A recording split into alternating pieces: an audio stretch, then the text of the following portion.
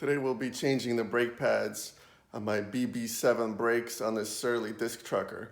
Now these brake pads have done in excess of 7,500 miles, so that's pretty impressive, although it's been largely flat commuting, no major climbing, descending, that kind of thing. So still a little bit of traffic, trails and stuff like that. So 7,500 miles for a set of brake pads is very, very impressive. For those of you that are not familiar with the BB7 brake from Avid, this is what they look like. It's a cable actuated system, and this lever arm that the cable attaches to, this pulls the outside brake pad only. So it compresses the piston from the outside in towards the bike. The inner pad is stationary, it does not move.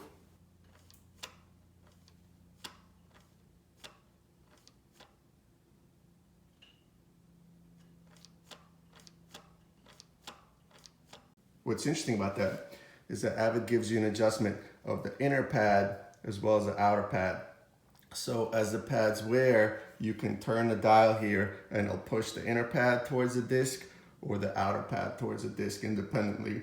And it's a great feature of this braking system. What that means for you though, as those brake pads wear, it's important not to use the barrel adjustments by your levers or anywhere else in the system. You want to make sure you're adjusting the brakes using the dials here, not at the barrel adjuster. The barrel adjuster is just for taking out cable slack. That's it. It's not to, pull the lever arm so that the brake pads sit closer to the disc and there's less travel at the lever. That's not what that's for. It's only to take out any type of slack in the cable. We'll start by removing the wheel. So first I'm gonna shift the chain to the smallest sprockets in the front and the rear to give me the most slack and drop the wheel.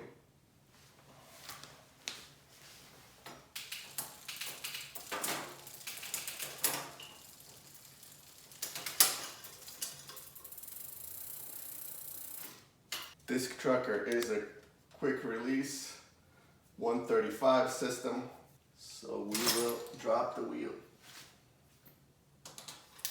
Just going to inspect the rotor to make sure that I don't see anything obvious. You could put a set of calipers on there to make sure it's thick enough if you're so inclined. These still look good to me. I'm not feeling really anywhere. So I think the rotors are fine, they're true. We're gonna focus on the brake pads right now. All right, you could just turn these dials by hand, or there is a T25 bolt on the inside here that you could actually reach through the spokes with a long driver and adjust this out. For now, I'm just gonna see if I can turn it by hand. If the adjusters are stuck, at least on the back side, you could use a T25 to go ahead and turn it. So I'm gonna try that. There we go. And I'm just gonna take the pads all the way out.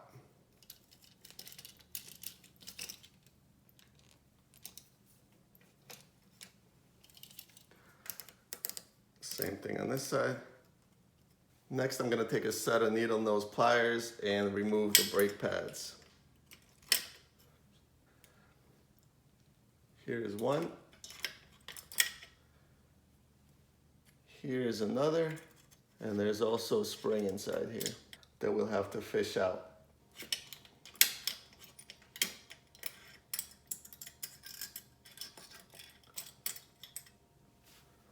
All right, here's a spring. Here's what these pads look like after 7,500 miles. You can see there's still some meat left on these guys. So there's still service life to be had out of these. Now, if I was to go for a long trek, I would definitely replace these with a new set. But seeing as how I have no plans to do that, I'm just using the bike for commuting and riding around town. In other words, I have opportunity to change these anytime I want. I think I'm gonna put these back and get some more life out of them. I think there's plenty of meat there. Here is a spring that sits between these. Now you'll notice that the pads are marked with the L, and I don't know if you could see that, but there's a R down at the bottom. And you just have to make sure that the ears are together. And these ears, there's a metal clamp at the top of the brake caliper that holds these, that retains these pads by clipping on top of these ears right here, right? So it just grips them like that across these guys. So you have to keep them together and make sure that the ears are aligned with that clip. The spring obviously goes between the two.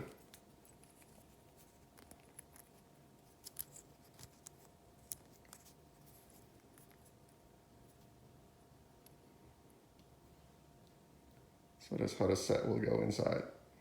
Here's what a new set of pads look like. They come tied together. You could see the marking here for left, marking here for right. And here's what the pad thickness looks like on a new pad.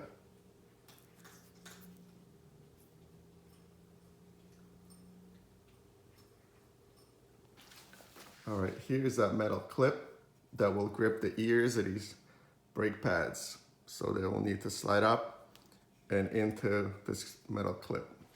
I'm gonna assemble these so that the spring protrudes between the ears here like so. In my case, the ears have to be pointed down. The pads will go in this orientation here with both of the feet matched up and the ears matched up. Take a set of needle nose to guide them in there initially, and then they should go in fairly easy at the start and seat into this spring here. And you could see them engaged into the clip at the top. Now you should not be able to just remove them with your hand. If you can, just give it another push until you hear a click and give them a little yank. Make sure that they're not just dropping out of there. Now we'll reinstall the rear wheel.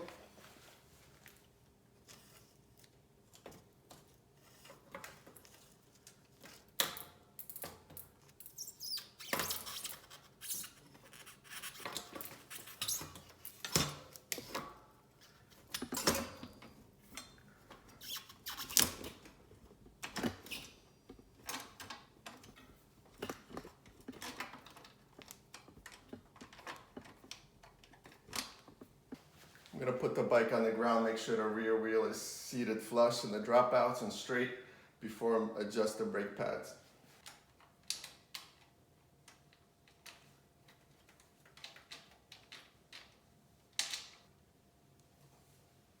Now because we had adjusted the brake pads all the way out, you could see that how much the disc is deflecting and not making any contact with the inside pad. The other thing is I have full travel at the lever with no brake engagement. So I'll need to bring those pads in until travel at the lever is good. Starts making engagement about halfway in the travel and the disc does not deflect. Again, I'm gonna use my T25 from the back side of the wheel here to bring the inner brake pad towards the rotor.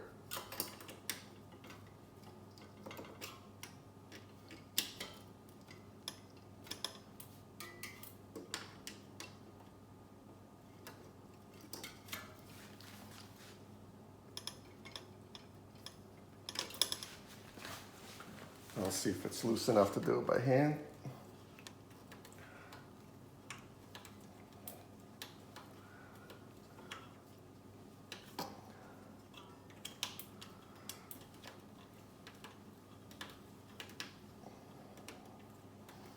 And I'm just visually looking down the caliper to make sure I could start seeing the brake pad coming into view. Still no contact with the rotor, but it's close.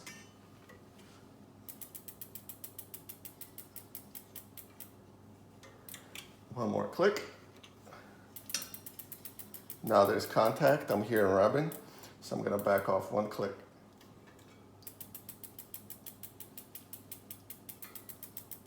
I'm gonna check my travel at the lever.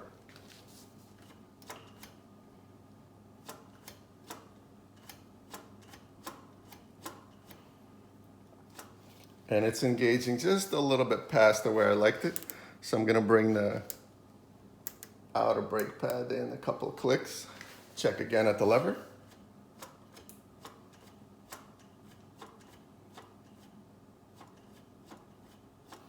Now you'll see that the rotor is no longer deflecting because the outside pad is no longer pushing the rotor towards the inside pad because the inside pad is riding very close to the rotor.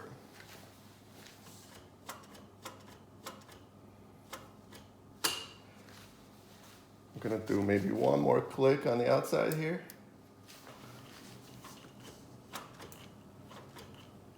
And I'm very happy with that. Okay, now my barrel adjusted at the brake is all the way in, and then I have just a little bit of slack here, of cable slack. So I'm gonna take that out using the barrel adjuster at the brake side. Okay, now there's no play. Whatever you're seeing at the cable here is no longer related to cable slack. It's just the construction of the lever itself at the pivot here. Obviously, another option for dealing with that cable slack is to loosen a pinch bolt at the caliper and pull on the cable with a set of pliers. But I have plenty of adjustment left at the barrel, so there's no need for me to mess with this at the moment. And I'm just gonna check after taking out the cable tension to make sure that there's still no rub at the rear here. And there's not. The lever feels great, so I'm pretty happy with the result here. All right, what did we learn here today? Well, first, working on your own bike's fun.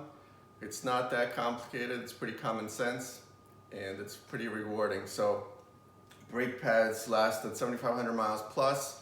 They still have a ton of meat left on them. We put them back. We adjusted the inner brake pad closer and towards the rotor so that when the outer pad squeezes it, it does not deflect the rotor. And now we have great action at the lever after taking some of the cable slack out as well. So all in all, a free adjustment, didn't cost us any money.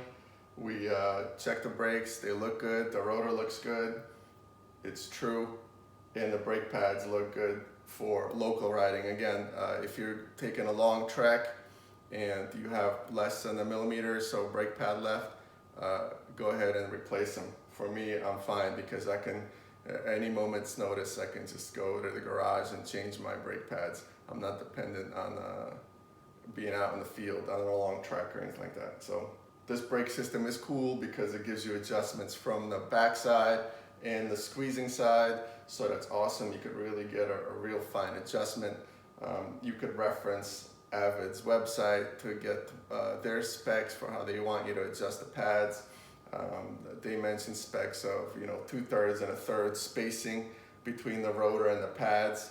I'm just going by eliminating deflection of the rotor and making sure the rotor does not rub as well. There's more nuances when you're installing the caliper from scratch, right? How far you squeeze each pad before you tighten the caliper bolts down.